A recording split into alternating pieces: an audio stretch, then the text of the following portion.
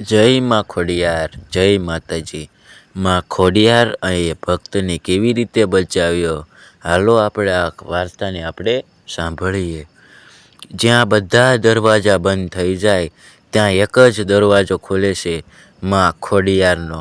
આ વાત છે એક એવા ભક્તની જે બચાવવા માટે માં ખોડિયાર પોતે ધરતી પર આવી ગઈ હતી. ગુજરાતના એક નાના ગામમાં રહેતો હતો એક ગરીબ ભક્ત. નામ હતું રમેશ. ગરીબ ઘર, પરિસ્થિતિ કઠિન, પણ દિલમાં એક જ શક્તિ, માં ખોડિયાર પર અડંગ વિશ્વાસ. રમેશ રોજ સવારથી સાંજ સુધી મજૂરી કરતો. ઘરે 2 ટાઈમનું ભોજન પણ ક્યારે મળતું ક્યારે નહીં, પણ એક વસ્તુ ક્યારે છોડી નહીં, દરરોજ સાંજે દીવો બળાવીને માં ખોડિયારને પ્રાર્થના કરવી. ગામના લોકો એને હસતા કહેતા, આવી ગરીબીમાં પણ તું ભગવાનને માને છે, શું મળ્યું તને? પણ રમેશ હંમેશા એક જ વાત કહેતો, મને બધું નથી જોઈએ, બસ મને માનો સાથ જોઈએ. એક દિવસ અચાનક ગામમાં મોટી મુશ્કેલી આવી. ભારે વરસાદ શરૂ થયો. નદીમાં પાણીનો પ્રવાહ એટલો વધ્યો કે આખું ગામ ડૂબી જવાની હાલતમાં આવી ગયું. લોકો પોતાના ઘર છોડીને ભાગવા લાગ્યા. ડર ગભરાટ ચારે બાજુ શીશો. પણ રમેશનું ઘર નદીના કિનારે જ હતું. એને ખબર પડી આજ તો બધું ખતમ થઈ જશે. એણે પરિવારને સુરક્ષિત જગ્યાએ મોકલી દીધા, પણ પોતે ઘરે જ રહ્યો. કારણ ઘરમાં એક નાનું મંદિર હતું. માં ખોડિયાર એણે વિચાર્યું, મારી જાન જાય તો ચાલશે, પણ માનો દીવો બુઝાવવો નથી. માનો દીવો બુઝાશે તો મારું આ જીવન નકામું થઈ જશે. રાત થઈ ગઈ. વરસાદ વધુ જોરથી વરસવા લાગ્યો. પાણી ઘરમાં ઘૂસવા લાગ્યું. દીવો ધીમે ધીમે બુઝાવવા લાગ્યો. પણ રમેશ હાથ જોડીને ઊભો, આંખોમાં આંસુ. માં, આજે તો તારી પરીક્ષા છે. જો તું સાચી છે તો આજે મને બચાવજે. પાણી હવે કમર સુધી આવી ગયું. ઘર તૂટી પડવાની હાલતમાં. પણ રમેશ હલ્યો નહીં. એનો વિશ્વાસ વધુ મજબૂત થતો ગયો માં ઉપર. એ સમયે અચાનક ઘરમાં એક અજાણ્યો પ્રકાશ ફેલાયો. દરવાજો પોતે ખુલી ગયા અને બહારથી એક અવાજ આવ્યો, ડરતો કેમ છે ભક્ત, હું આવી ગઈ છું. રમેશ આશ્ચર્યથી દરવાજા તરફ જોયું. આ અવાજ સાંભળીને રમેશના શરીરમાંથી ડર ગાયબ થઈ ગયો. પણ આગળ જે થયું એ જોઈને તમારું દિલ ધબકવા લાગી જશે. કેમ? કારણ કે રમેશ ધીમે ધીમે દરવાજા તરફ આગળ વધ્યો.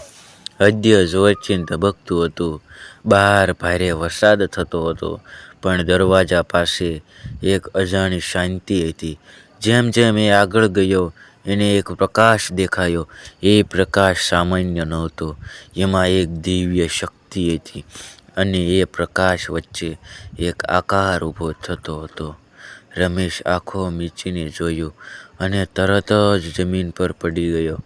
માં ખોડિયાર, માં ખોડિયાર, સફેદ ઘોડા પર સવાર, આંખોમાં કરુણા અને ચહેરા પર અજોડ તેજ. જય માં ઊભી હતી ત્યાં વરસાદનો એક ટીપો પણ નહોતો. એણે રમેશને જોયો. એના મીઠા સ્વરમાં કહ્યું, ભક્ત, તું ડરતો કેમ હતો? હું તો હંમેશા તારા સાથે હતી. રમેશ ડરવા લાગ્યો. માં, હું તો એક ગરીબ માણસ. મારી પાસે કંઈ નથી, પણ મેં ક્યારેય તમારો વિશ્વાસ નથી તોડ્યો. માં ખોડિયાર સ્મિત કરીને બોલ્યા, એ જ તો તારી સૌથી મોટી શક્તિ છે મારા બાળક. એ સમયે અચાનક નદીનો પાણીનો પ્રવાહ વધુ જોરથી આવ્યો. ઘર તૂટી પડવાનું શરૂ થયું. રમેશ ગભરાયો, પણ માં ખોડિયાર શાંત ઊભી રહી. એણે પોતાનો હાથ આગળ કર્યો અને બસ એક જ ઈશારો કર્યો અને ચમત્કાર થયો. પાણી જે બધું વહાવી રહ્યું હતું એ પાણી એક જ ક્ષણમાં રોકાઈ ગયું, જાણે સમય જ અટકી ગયો હોય. પણ અચાનક એ પાણીમાંથી એક કાળો સાયો બહાર આવ્યો, આંખો લાલ અને અવાજ ભયાનક. એ રમેશ તરફ વધવા લાગ્યો. રમેશ ડરી ગયો, પણ માં ખોડિયાર ગુસ્સે થઈ ગયા. આ મારો ભક્ત છે, આને કોઈ સ્પર્શ પણ નહીં કરી શકે. માં ખોડિયારે પોતાની ત્રિશૂલ ઉંચકી અને એ સાયા પર પ્રહાર કર્યો. એક જ ક્ષણમાં એ ભયાનક સાયો ગાયબ થઈ ગયો. વાતાવરણ ફરી શાંત થઈ ગયું. રમેશ આશ્ચર્યમાં પડી ગયો. એણે વિચાર્યું, આજ તો માં એ તેમને મૃત્યુમાંથી પાછો લાવ્યો છે. માં તમે મને. પણ હજુ એક ચમત્કાર બાકી હતો. માં ખોડિયારે રમેશ તરફ જોયું અને કહ્યું, હજુ તારી પરીક્ષા પૂરી નથી થઈ. અને જે આગળ થયું એ જોઈને ભક્તના પગ નીચેની જમીન પણ સરકી ગઈ. કારણ કે રમેશ હજુ પણ કંપી રહ્યો હતો. આંખોમાં આંસુ આવી રહ્યા હતા. હૃદય શાંતપણે અને ડર પણ. માં હવે શું બાકી છે? હું તો બધું સહન કરી લીધું. માં ખોડિયાર ધીમે સ્મિત કરીને બોલ્યા, ભક્ત મોટા ચમત્કાર પહેલા મોટી પરીક્ષા આવે છે. એ સમયે અચાનક એક માણસ દોડતો આવ્યો. રમેશ, તું અહીં છે? તારી માની હાલત બહુ ખરાબ છે અને તેને બોલાવે છે. છેલ્લી વાર આ સાંભળતા જ રમેશના દિલમાં વીજળી પડી ગઈ. ના, આ નહીં થઈ શકે. રમેશ તરત જ દોડવા લાગ્યો. પાણી, કાદવ, અંધારું કંઈ નથી જોયું. જેમ જેમ એ ઘર પાસે પહોંચ્યો, એણે જોયું એની માં જમીન પર પડી ગઈ હતી. શ્વાસ ધીમો પડી ગયો હતો. માં, માં. એ દોડીને એની પાસે ગયો. એનો હાથ પકડીને રડવા લાગ્યો. માં, આંખો ખોલો. માં, આંખો ખોલો. જુઓ, હું આવી ગયો છું. જુઓ, હું આવી ગયો છું. એની માં ધીમે ધીમે આંખે ખોલે છે. નબળા અવાજમાં બોલી, માં, બેટા, તું હંમેશા માં ખોડિયાર પર વિશ્વાસ રાખ્યો. આજે પણ રાખજે. અને એટલું કહીને એનો હાથ ઢીલો પડી ગયો. રમેશ તૂટી ગયો. રમેશ તૂટી ગયો. રમેશ ચીચ પાડે છે, માં ખોડિયાર, આ શું કર્યું તમે?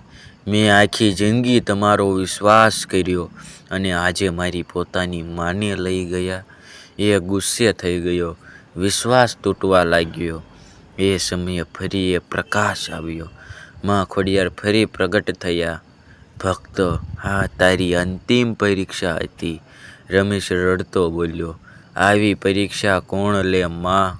માં ખોડિયારે ધીમેથી રમેશની માના માથા પર હાથ મૂક્યો અને કહ્યું, જ્યાં સાચો વિશ્વાસ હોય ત્યાં અંત નથી, પરંતુ ફક્ત નવી શરૂઆત હોય છે.